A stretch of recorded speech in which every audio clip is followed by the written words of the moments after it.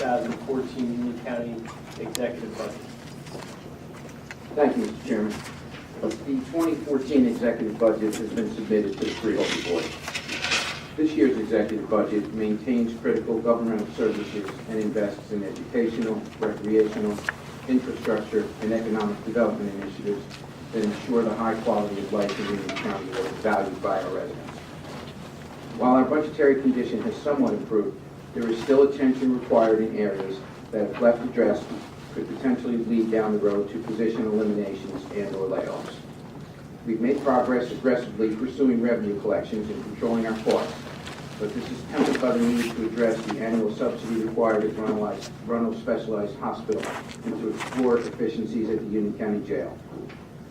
We began this effort 2 years ago at Runnels with the completion of the facility's privatization of housekeeping and dietary services, and with a resolve to pursue outstanding debts.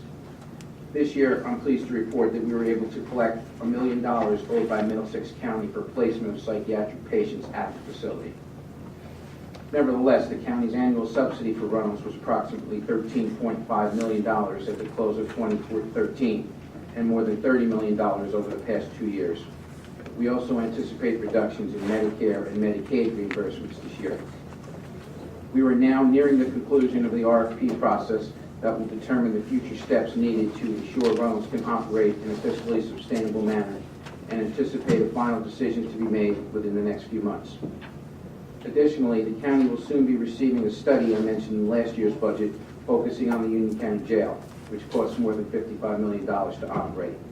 This study will provide a thorough examination of management, personnel, staffing, custodial, and labor contracts. This study will supplement an ongoing policy initiative conducted through Luminosity, which has continued to reap operational and cost efficiencies at the jail over the past 2 years.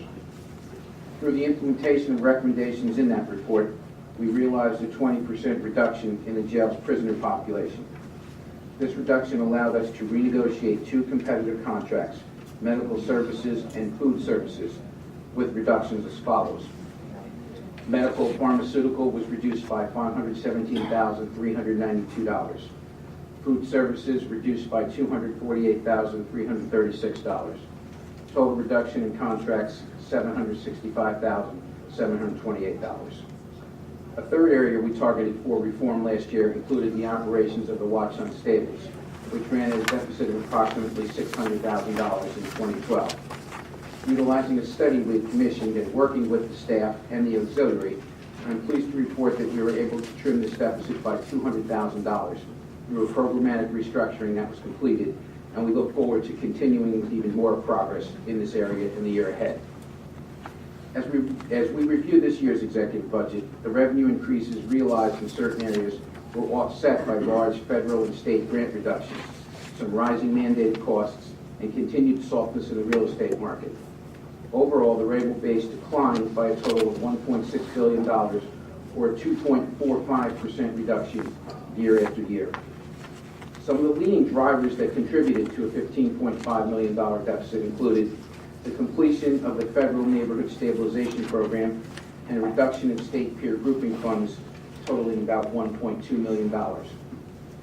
A reduction in red light camera revenues by $700,000, as it is possible that this program may not be reauthorized by the state. An increase in pension costs by $500,000. An increase in all insurances, including workman's compensation, general liability, and prescription plans, totaling $1.8 million. Revenues for fringe benefits declined by $300,000 due to a reduction in a variety of grants funding certain positions. An increase in debt service by $3 million for public investments in our county college, which was for the expansion of the Cranford campus, and the new state-mandated family courthouse, which is expected to open next year here in Elizabeth. With regard to our debt service, thanks to our fiscal management and administrative oversight, the county's bond rating remains one of the highest attainable at AA1. A recent report from Moody's, the leading provider of credit ratings, research, and risk analysis, reaffirmed the county's bond rating.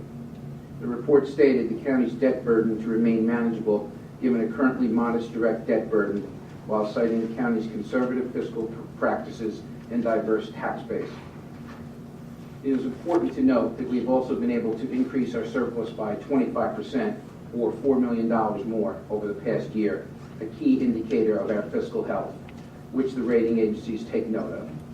The report, however, did reference runoffs, noting the county would be challenged by volatile hospital revenues should medical reimbursements continue to decline. Apart from this positive report and good news, we settled with half the county's collective bargaining units and realized savings by negotiating changes in co-pays for prescriptions, network deductibles, and network reimbursements.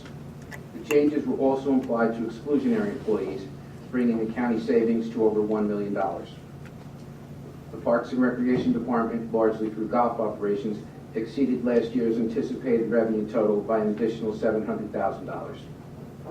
Through our continued aggressive pursuit of revenues, we also managed to collect an additional $3.2 million in welfare reimbursements from the state. Overall, we managed to close the budget gap, meeting the state cap on spending. This year's executive budget is $507.3 million. The executive budget would increase property taxes by an average of about $84 per household. As I mentioned previously, this budget maintains our services and continues to make public investments in the quality of life initiatives that have made Union County's communities some of the most desirable places to live in New Jersey, according to articles in New Jersey Monthly and Money Magazine. This was also supported by the latest public safety statistics, as we recently received news that Union County led the state with the largest decrease in crime, a 12% drop for 2012. Chairman Hudak perfectly summarized our governing philosophy through his initiatives this year, which are entitled Strong Services, Strong Government, and these number of endeavors include the creation of Wi-Fi in several county locations, programs addressing gun control, economic development, planning, recreation, health, and wellness, to name a few. We once more have another busy year ahead of us in achieving the many goals we have set.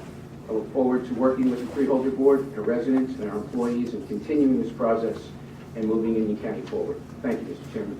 I want to thank the county manager and the staff, the Director of Finance, for presenting to us a budget that at least starts better than the prior year. I just want to know that we're going to hold you all to task and hope that we can do better for our residents than what's been presented to us. So to that end, we're going to have public budget meetings, and I want to let the residents know the dates for the public meeting. These are Tuesday, March 11th at 5:30 p.m. at the Union County Vocational Technical School Boardroom.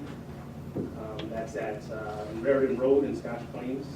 Tuesday, March 18th, 5:30 p.m. at the Union County Trailside Nature and Science Center Auditorium in New Providence Road in Mountain.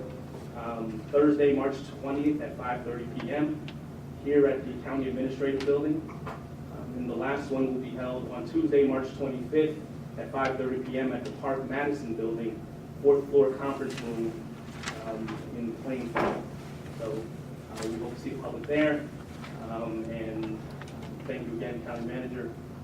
And I know I speak for the rest of the freeholders, and that we're going to take a look at this budget and see what we can do to do even better than what you presented to us. That's all, Chairman.